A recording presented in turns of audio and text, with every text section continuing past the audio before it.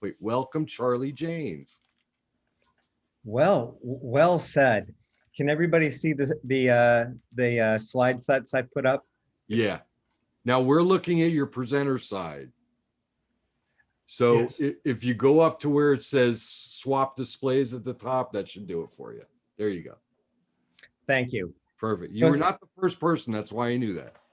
No, yeah. Well, that happens from time to time. Hey, thanks for having me on to talk to everybody today. So for those of you that don't know me, my name's Charlie Janes, and I am a professional business and an executive coach. And Mark and Lorraine were nice enough to invite me to speak. I speak on a range of topics, but we thought that for this group of people, the thing that might be most interesting is just how to get more done in less time. It just seems like the ball just keeps rolling and everybody's getting busier and busier. So that's what we're going to talk about today.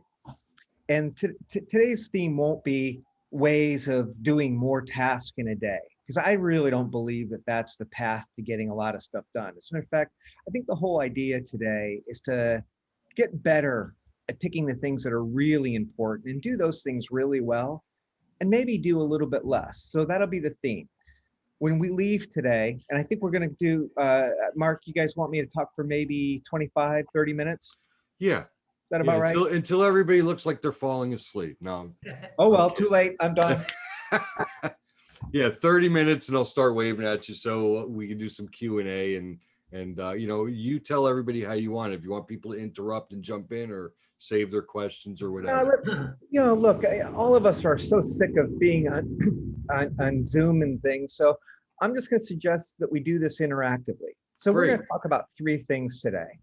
We're going to talk about the importance of goal setting. And if any of you have ever dealt with a coach, any methodology, really everything we do is based on goals. How can you be effective with your time if you don't have goals for it you want to accomplish? So I'm going to spend most of the time talking about goals today, but I'm also going to introduce something called prioritization from a book called Eat That Frog by Brian Tracy. I'm a Focal Point certified business coach. So Brian Tracy's written over 80 books on sales, best practice, leadership, time management. And then finally, I'm going to talk a little bit about how to plan your perfect week, how to have a strategy, how to allocate time so that you're controlling your time rather than having other people controlling it for you. So that's what we're going to talk about today. And I have all kinds of free tools and gifts for you. So anybody that's interested today, just go ahead and text me and I will send you a free copy of the book, Eat That Frog. And I will send you the worksheets I'm going to present today. Awesome. So with no further ado, I'll go ahead and move on. And so this is the agenda: the power of goals, the power of priorities, and the power of planning. A little bit about me. Oh, really? Do I have to talk about myself again? Yeah, I think I'll talk about myself again. Just in the sense that I want you to know that I'm not just some hack. I'm a very special hack. I've grown 3 companies from 0 to 100 million. I've sold 1 business for 300 million. And I've been part of 3 businesses as a younger executive that sold for over $1 billion to companies like IBM, Oracle, and Workday.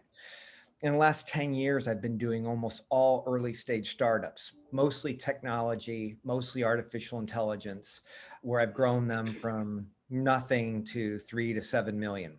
And I've gotten fired from every one of those jobs. So if you ever want to hear stories, let's go out for beers and I'll tell you about how all the ways I got fired. And it didn't involve Christmas parties and copy machines. I'm also a small business owner myself. So when my wife and I left California last year to become our own business people, we both had tech careers.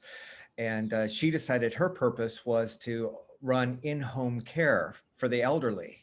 So we own 2 franchises here in West Palm Beach, but our real mission is to provide more meaningful jobs to our nurses and our caregivers, where we're actually giving partial ownership to the business over time to those people. And as our employees run more of our business for us, then we'll buy more businesses to have them run them. So that's our real mission.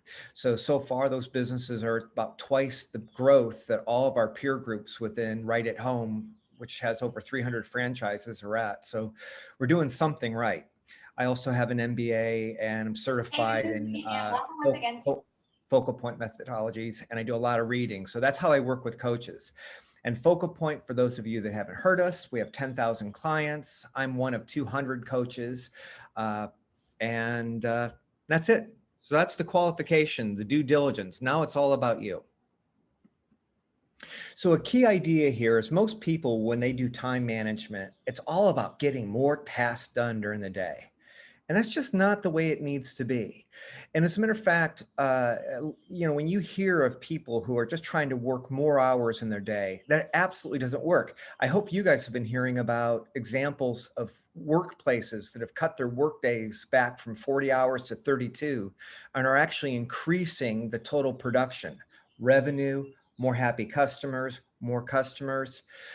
So one statistic from the US Bureau of Labor is that the average amount of production a business gets or a person gets is, if they work 50 hours a week, is 37 hours.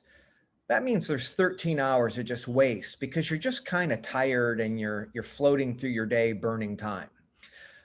If you work 56 hours, you increase it by 6 hours, you actually get 7 hours less production. And certainly that works above the band of 56 hours, and you become increasingly productive below 40 hours. So if you take away one thing today, work less and get more done. And today we're going to talk about how to do that. So a lot of people, when I do this talk or when I consult with executives, is that I'm too busy to learn how to manage my time, or time management just isn't my thing. Well, that's nonsense. It's just a practiced habit like anything else. So today I'm going to give you a very simple formula, 3 repeatable habits that if you practice these habits, you'll get really good with time management and achieving your goals. But why do people say they can't do it? Well, some people say, hey, it just ruins my vibe. I won't be spontaneous. But the truth of the matter is a lot of people that don't organize their time are just more stressed and always chasing behind the task. I mean, would you guys agree with that? Or yeah, anybody here find it comforting to actually know how you're going to spend your day? I wish I knew. Well, I know about what half my if you day can looks figure like. out your tasks and plan them out, it's very helpful, because then you can kind of help stay focused on what you want to do. Yeah, exactly. So we're going to talk more about how to do that. But just to build on this theme then, the other reasons why people say that they can't do it is negative programming. In other words, someone told them that they weren't good with the time, or they maybe grew up in a family that was always super, super chaotic. That was certainly me. I was raised by a pack of ill-mannered wolves, but nonetheless, I've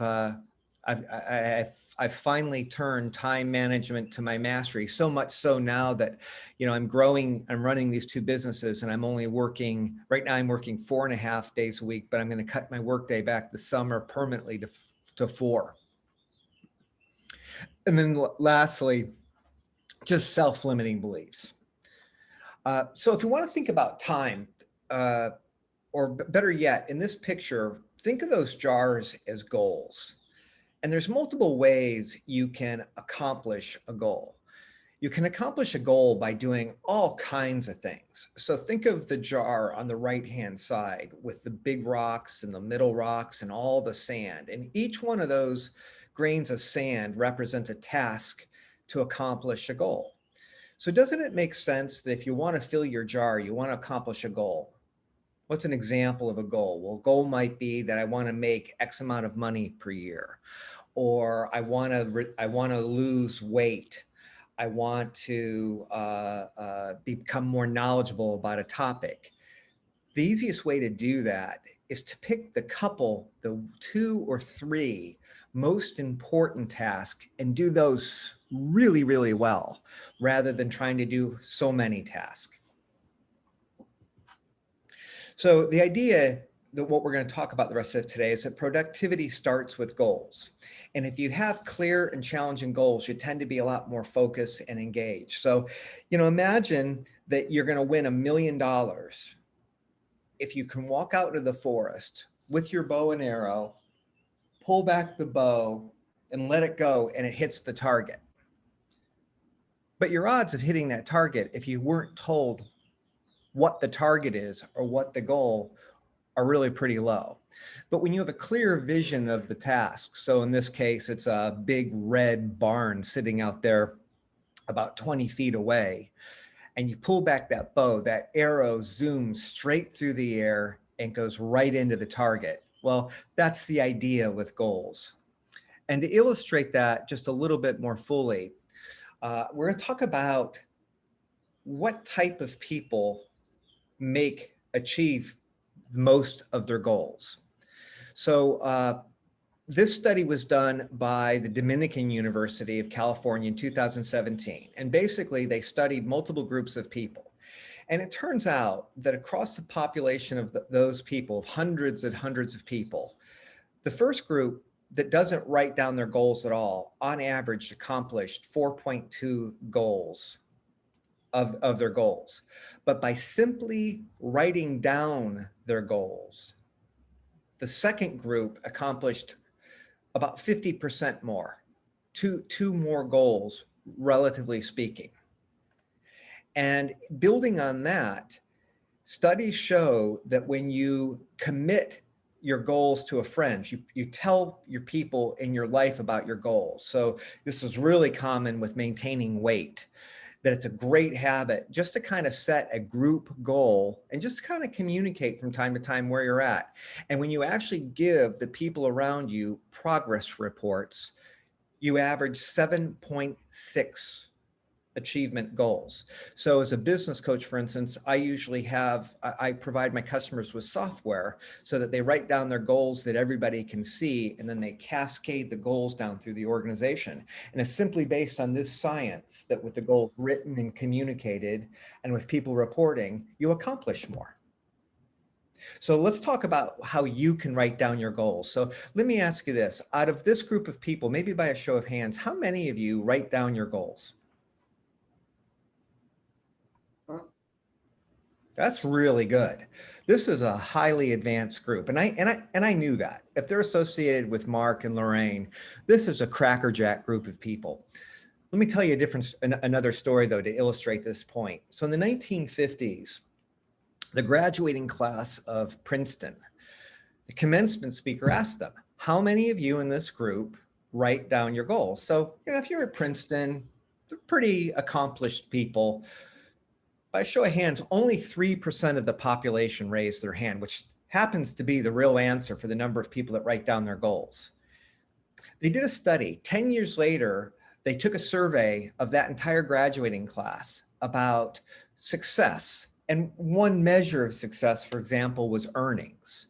And it turns out that group of 3 people from the Princeton class that wrote down their goals that 3% made as much as the 97% of the people in the group. That's just one example of the goals, but it's a tangible goal. And then Harvard repeated that study 2 decades later, and the results were even more pronounced.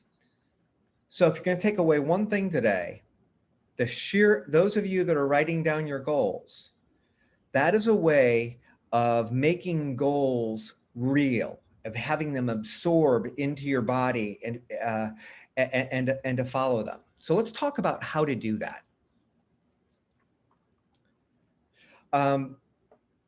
Basically, what I ask people to do is write down their goals in different time frames.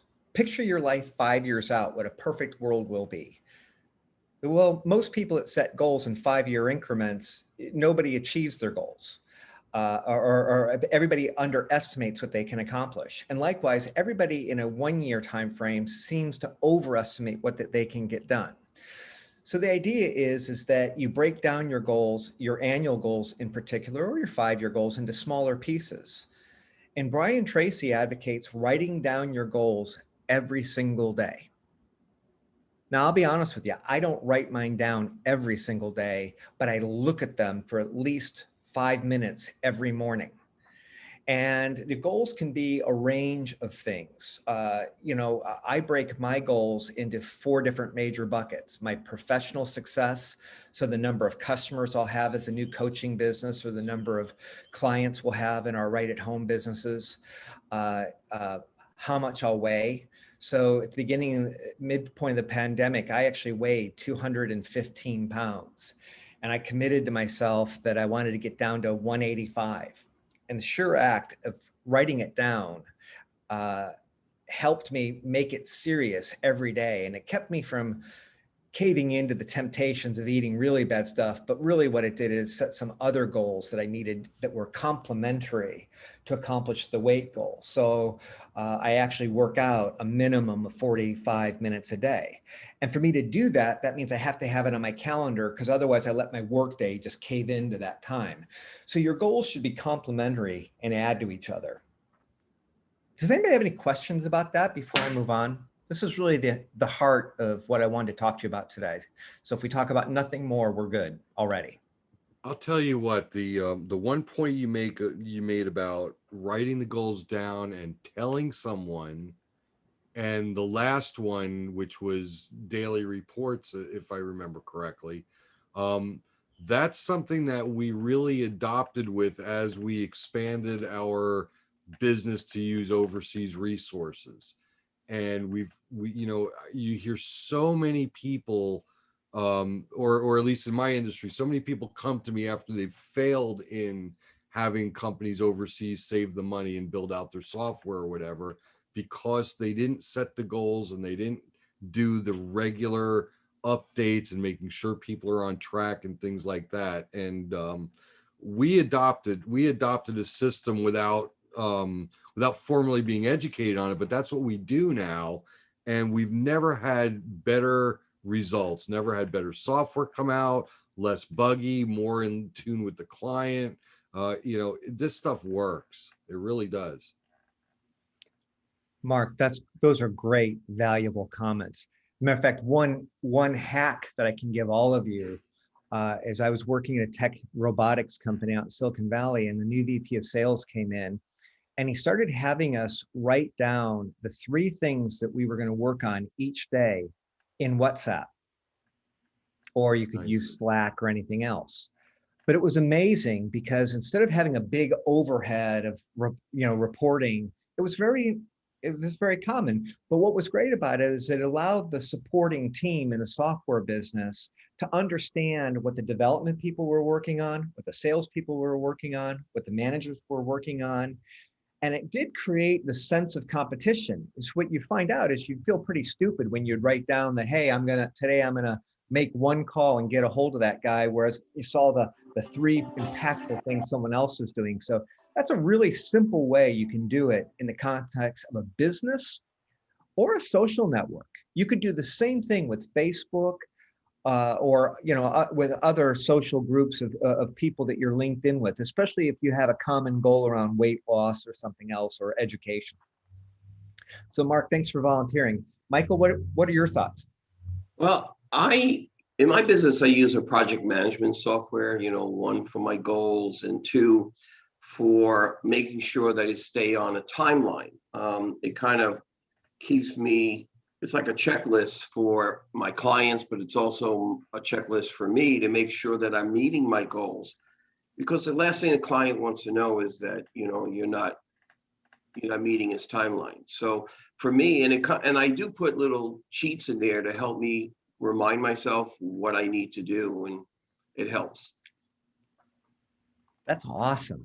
So we have two people actually using software to cascade goals and tasks. Anybody else have anything that they want to contribute before we move on to priorities? I wanted to ask a question. Please do.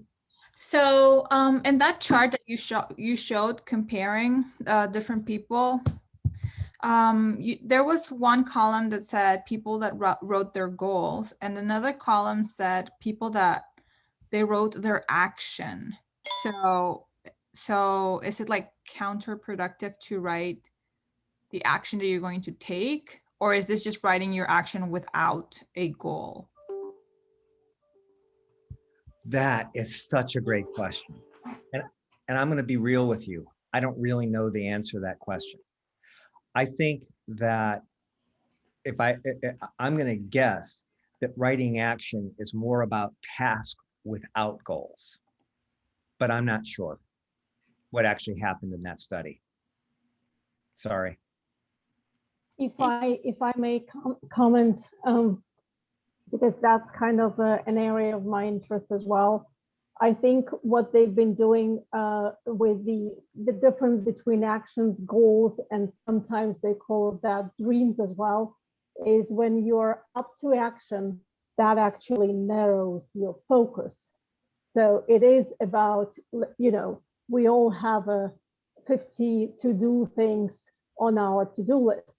But that's not about the goals, because goals is rather about what's important to you and setting intention of, like, why are you doing it? So it's a higher North Star, if you wish, that guides you in living the life you want to, versus, okay, here's my to-do list and this is how I organize within the project management task. So that's the difference there. Nina, thank you. That was such a great articulation. It's perfect. So in a second, we're going to transition to priorities, which builds on Nina's point. But I just want to comment a little bit more about the most powerful ways to write down your goals. So how many of you ever heard of SMART goals? So Chad, Vivian, Turn 2 Solar. So, Turn 2 Solar, I'm sorry, what was your name again? Christina. Christina? Yes. So yeah, any of you guys have ever worked in any sort of a larger company, most HR departments will introduce this idea of SMART goals. So let's just talk about what this means for a second. 5 characteristics of powerful goals are that they're specific. So instead of setting a goal that says, I want to get healthy, that's not specific enough for you to take action on. But to say, I want to lose 20 pounds, that's very specific. So, and similarly, measurable. So whereas specific could be weight out of health, the 20 pounds is the measure.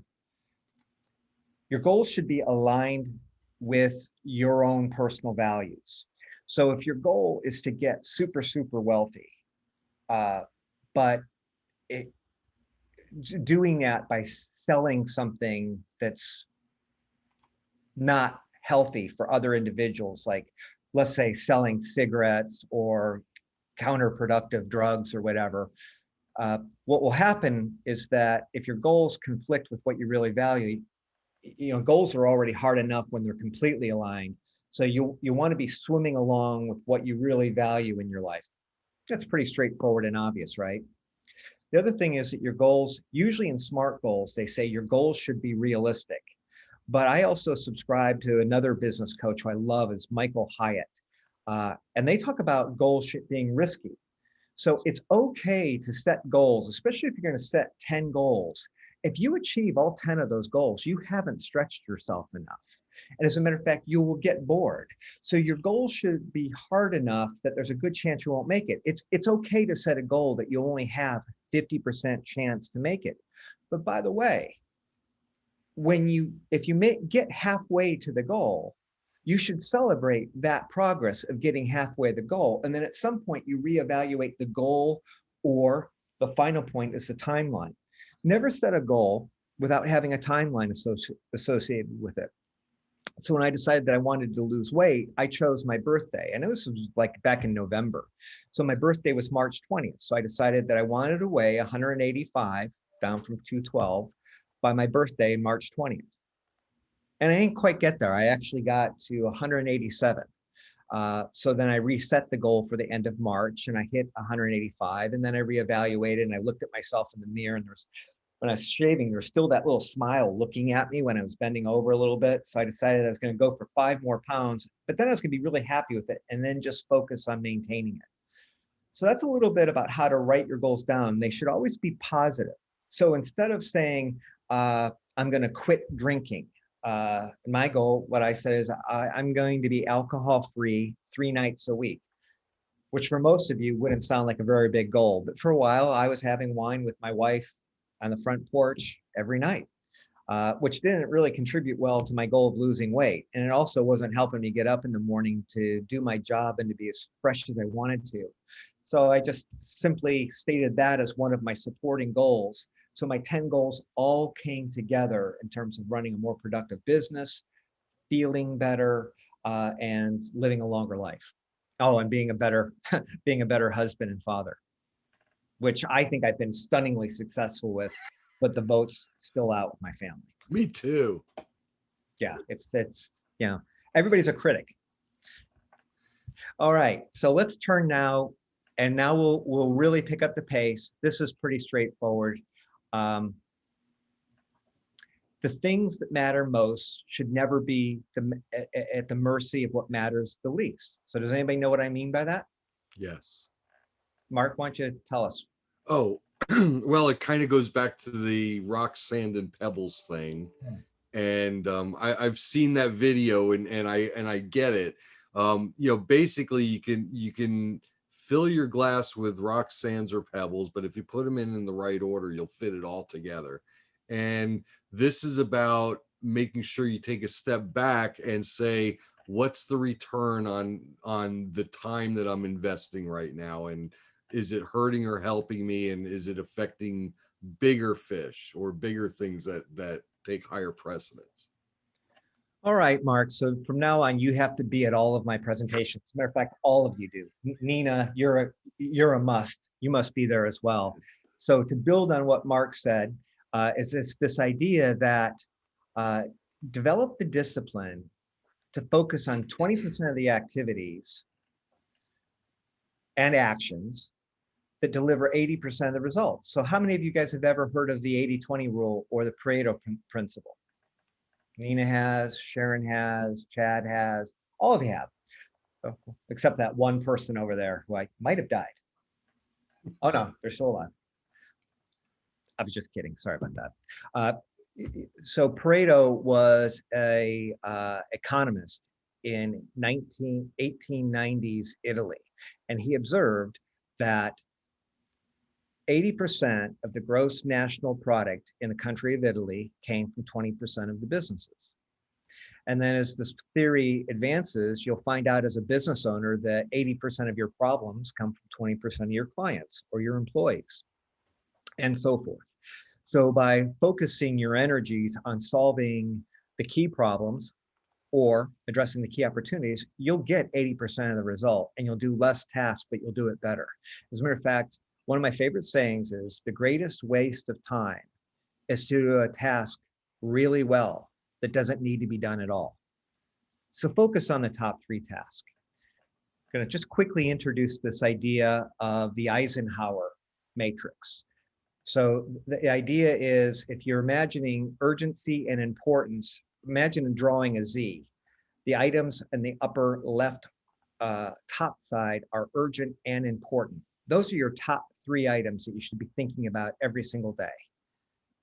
Moving to the right, there are the items that are important, but they're not urgent. So there's things that you can schedule, but they need to get done that week. Then there are the things that are urgent, but not important. What's an example of something in your day that comes up that's urgent, but not important? Lunch. I don't know. Lunch is the second most important meal of the day, but yeah, lunch is important. You've got to eat, but actually, I've got to say, lunch actually seems urgent to me, especially as this meeting's over. And the final box is urgent, but not important. And I'm just going to mention to you in the interest of time, those things are particularly around email and social media. Most people allow their day to be driven like their task list is their email box, which basically means you're allowing other people to set your task of how you're going to spend your day. Now, I present to CPA groups, all kinds of different businesses. So obviously, reducing the emails and things isn't an easy task. And I'm going to look out there at Desi, who runs a virtual assistant business. Big part of my coaching is to teach executives or business people the proper way to hire a virtual assistant. All of us can afford a virtual assistant if we're going to look at how important it is to do those top A tasks that only we can do versus all the things that somebody who's organized and has time management capabilities like Desi, I'm sure, and her team, I think I saw on her website of 10 people that help. They're people who just love to do support tasks to make people like us more effective. So we'll talk more about that, but there's 3 strategies, to get more done. It's to eliminate tasks that are unimportant. It's to automate tasks that nobody should be doing, and to delegate tasks as you build your business. That's a big part of my coaching practice, is to help business owners that used to do all the tasks, hire people that can do the tasks for them. So quickly, here's the book that I'm going to send anyone that wants it. This concept of prioritization is chapter 5. What I like about this book is each chapter is like 3 to 5 pages. Very simple little tactics to get control of your time. The idea of eating the frog is if your most important task is a frog, eat your frog first thing in the morning. Eat your frog fast. Eating a frog slowly is a bad idea. Get your most important task done early while it's fresh in the morning. You'll have a sense of accomplishment a day, and you'll use your best energy and your thought process there. So getting back to the Eisenhower matrix, this is Brian Tracy's ABCDE method. Your A items are those top 3 things. You do those in the morning. And every day you should have the routine before you, as you end your day and as you start your new day, you should be thinking about what tasks you're going to accomplish. And by getting those tasks in your head before you, as you end your old work day, your subconscious is actually working on them. You actually can sleep better. But you ever wake up with a perfect idea of a problem that's been getting to you?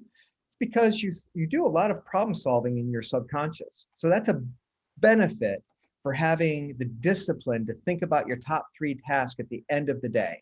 And then the next day, you'll come into your office and it's just like hitting that barn with the arrow. You'll go straight through your day to the tasks that really matter. And if you do those tasks well, you'll be really successful. So the B's are that list of things you should do. The C's are the things that are nice to do that you can do later in the week or you can put off the following week. So if you can't get all the tasks done, they should be the C's. The D's are the items, though, that might be important, but they might be things that somebody like Desi, who's organized, attention to detail, they might be the tasks that you hate to do. Like in my case, it's billings. I delegate billings. I delegate a lot of my LinkedIn work now because I just don't like to do that anymore. So that way I can focus more time. I can have more time on my day for coaching and eliminate. Those are the tasks that aren't important and aren't urgent. And if you guys ever want, I'll return to talk to you about techniques for cleaning your email box and getting out of social media. So the only other task that I want to accomplish with you today, I think we're right at the end of our time. I want to introduce this idea of an ideal week by Michael Hyatt.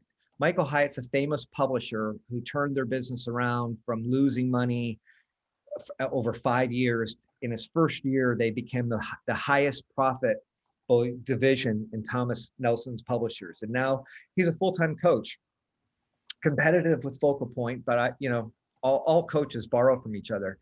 This idea of the perfect week, the key ideas I want to get across here is that you plan your week.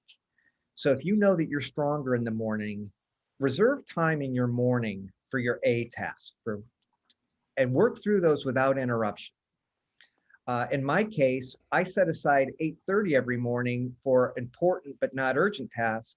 Mine is having breakfast with my wife where we talk about her business. We don't want to talk about work at night. So we have breakfast together and that's part of my morning ritual. And then I block out my time for coaching into the times that are, into 3 different times of the week. And I try to encourage most of my clients to organize, to accept times in those brackets because it makes me more efficient.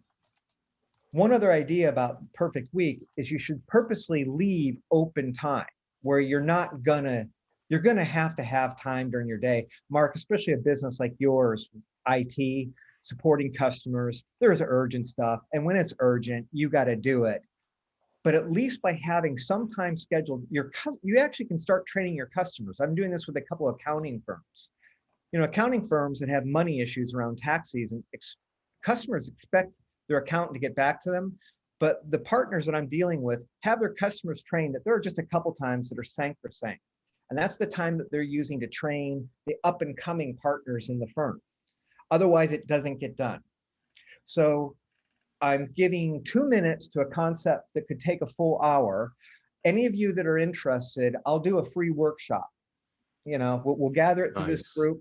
I'll send you the spreadsheet. And I'll also send you podcasts from Michael Hyatt where they actually describe this. So go ahead, anybody that's interested, just text me the chats today. We'll accumulate those. If somebody could remember to save the chat, I'll send everything out at the end of the day, but I'm always available to help in this area because it's fun. So any questions or comments before we move on to the group introductions?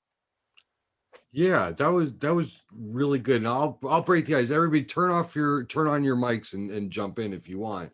But this last thing with the schedule, it's something that I'll be honest, I'm fighting my coach tooth and nail on this schedule thing. And it's because I hate writing it all out and not being able to accomplish it. And And let me James, jump in you on could- that, Mark, because Mark and I are partners, and I used to fight her too, and I'm finding that it's really helping me.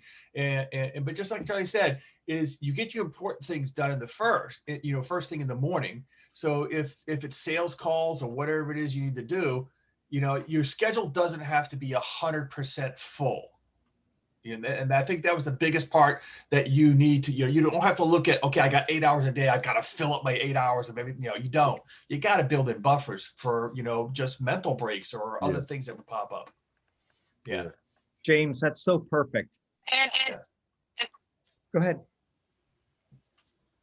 who is that? LJ? Sharon.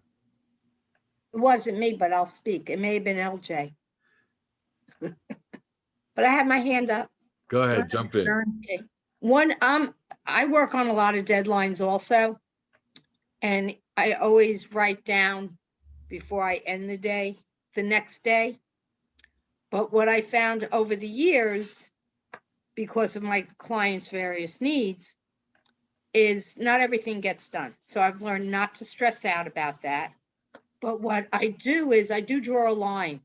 Well, actually, one page, next page. And the other page is headed accomplished. So it may not have been on my to-do list, but I accomplished something that had a positive or sometimes a negative result, whether it been a call from a new client or a prospect or a new presentation. So and as my phone rings. So I found that works for me because you think you didn't go through your list, but you've accomplished more than your list, and I have to go on mute to answer a call. Well, Sharon's point about celebrating your accomplishments is super important to your mindset. Just make sure, gets back to the fact, make sure that those things that you're getting done through the day matter. Because again, doing a task really well that really didn't need to be done over the long run will make you less productive than more. I think someone else had their hand raised. Michael?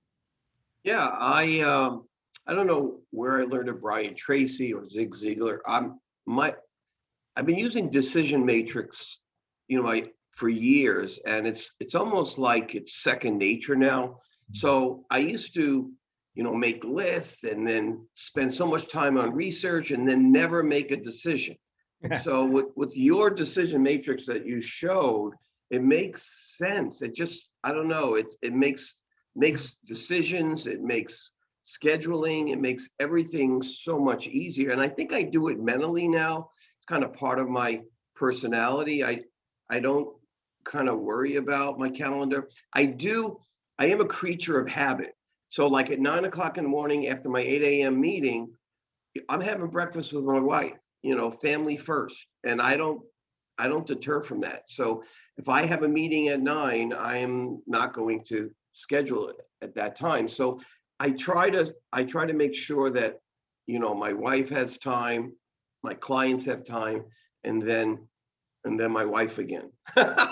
Because happy wife, happy life. That's right. That's right. Michael, and that's very wise. And I'm just going to throw it out to all your attention. Michael, the ex-Marine, the reason why you might have liked this decision matrix is it's called the Eisenhower matrix. Yeah. So those of you that remember the great general who marshaled the invasion forces to save Europe during World War II, imagine being that person that had the Marines, well, the Navy, the Army, the Merchant Marines for the US, and then the UK, and then all those other allied forces. Imagine the stress of having to organize the activities of all those people. So he created this famous matrix, and he turned out to be pretty successful. He eventually became president of the United States. So if it's good enough for Eisenhower, it's good enough for me. That's probably where I learned it. I just, over the years, you pick up things and you kind of forget the source, but you apply it to your business, I was gonna say one other thing that I a lot of us are using those Calendly scheduling tools, and I use one called SharpSpring. They all do the same thing, but one of the things that is a feature that I liked, and I don't know if Calendly does this, but SharpSpring lets me put a buffer between meetings. So I have a 20-minute cooldown after every meeting. And sometimes that's annoying because I want to go, get more. But if my mind is on this meeting, I need a minute or two to change the subject and get off the subject and cool off and get myself in the right emotional mentality for the next meeting. So blank parts of the schedule are very important, I think. And that's something that makes a lot of people feel guilty, right? And it's good for your health too. I mean, sometimes if I sit too long, I can feel my legs, cramping up. It's like, Yeah. Mark, have you used Acuity scheduling before? No. What is that? Much better interface than Calendly. Okay. What's the name of it? Acuity scheduling, ACUITY using- scheduling. Yeah, I'm using a different tool, and they all, like I said, they all do the same thing basically. The point here is to make sure you have that little cool down between meetings. Especially if the last person you got off the phone with made you angry, you're going to answer the next phone like, "Hello," so you don't want to do that. Yeah. Have a bourbon chocolate cookie. That's right. That's right. Okay. Everybody So, oh, Debbie, go ahead. So I was just going to say that it took me a long time to do this because I'm a list maker. I have been forever. But as soon as you start to realize how much time you are wasting on the stuff that's really not important, and you don't get that time back, that's when I started to kick it into gear that you really need to prioritize what is urgent, what's important. I love that Z, strategy. I've been using that for a while, but it's so easy to get sucked into a rabbit hole on stuff that just, you want to get it done, but it's not really that urgent. It can wait or it can be eliminated. Right. Can't get time back once you spend it. I think we made a good decision this morning, right? Yeah, I think we did, Mark. Yeah, I agree. Okay, Charlie, thanks so much. That was really good, and we would love to have you back for sure. Being that you're going to be here all the time. Yeah, I would love to hear more from Charlie. I think that was great. I always love these talks about time management because I have zero time management. But I have to make sure I do some support for Mark and James. So, you have to make sure that they're available because they're the top dogs. So I can't always schedule things the way I'd like to, but I really admire all of you who take the time to do it. And I think it's great that there's all these resources out there for people who need it. So I appreciate it. Thank you, Charlie. It was great. And I hope you will come back and talk to us again because, we always learn something from these little workshops. And there's always something that you just may have heard before, but you maybe hear a little different. And it just kind of clicks and it's good stuff. It really is. And I met with Charlie and I didn't even know he specialized in this. So everybody has this pain, and to have someone be able to help with this pain point is amazing. You know, and what I find from it too is it helps it is just regular daily life, not just sitting in here doing work. You know, it definitely helps to be able to do things like that. But great presentation, appreciate it a lot. And we will see you again, Charlie, I'm quite sure. So, Yay. yay. All right, Lorraine, you want to do intros? So I think we can do some intros. Okay. So, because I'm sure everybody wants to get out of here and go have some lunch. If you need Charlie's information is in the chat. I have the chat saved. We've got a recording. If Did you everybody fill out the attendance link? please do that. Just so you know. Same problem again, Mark. Same problem again. I never get it. It's just a attendance thing, and I sent the picture to James. It's the Joe Just bug. We called it the Joe Just bug. Just, The Joe Just. But just send me the roster and the phone numbers is all I need. I got Absolutely. the chat. We got the recording. The recording will be up on the Yeah. website. Oh, let me stop the recording now. Yeah. Yes.